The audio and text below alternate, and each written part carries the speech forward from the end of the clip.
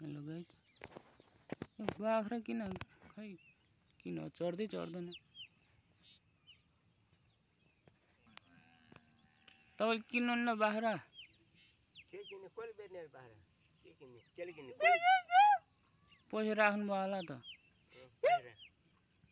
ऊ हाम्रो 41,000 मा गयो।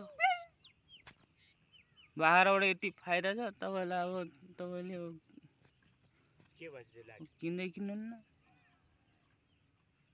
बाख्रा? खै यस्तो किनेको खै गरे किन्न पर्छ त भन्छ।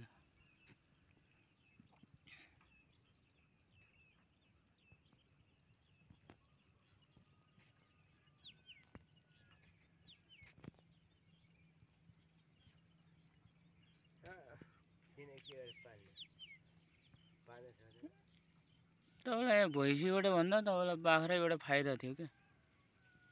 खप्ने भनेको तपाईलाई बाख्रैबाट फाइदा थियो। अब तपाईले अब चाहिँ उ हुन्छ अलिकति के बिक्री गरिहाल्नुहुन्छ फेरि त्यो छ समस्या। फेरि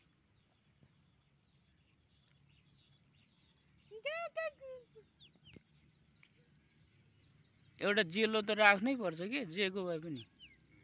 अब हामीले बिक्री गर्ने भनिरहेको थियौँ।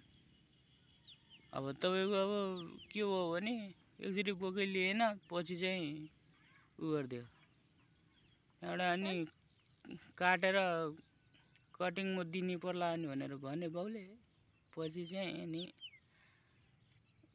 बोका लियो अनि त्यहाँबाट अनि ओहो हुन्न यो त राख्ने हो भन्नु लाग्यो फेरि।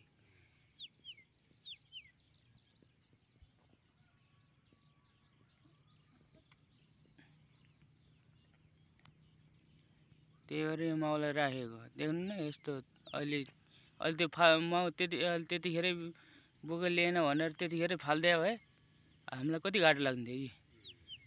त्यो खसी पनि आउने थिएन, यो खसी यी दुईटा पाठा पनि आउने थिएनन्। अहिले घाटा लाग्ने थिएन।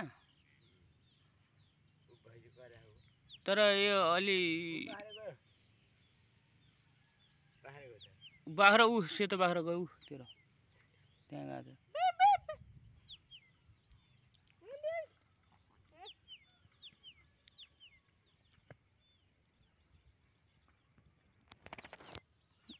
त्यही हो किनिहाल्नु तपाईँले पनि एउटा राम्रो खाले किन्नु। अनि त्यहाँबाट त्यो माउ चाहिँ नहटाउनु होला के, अरू हटाए पनि।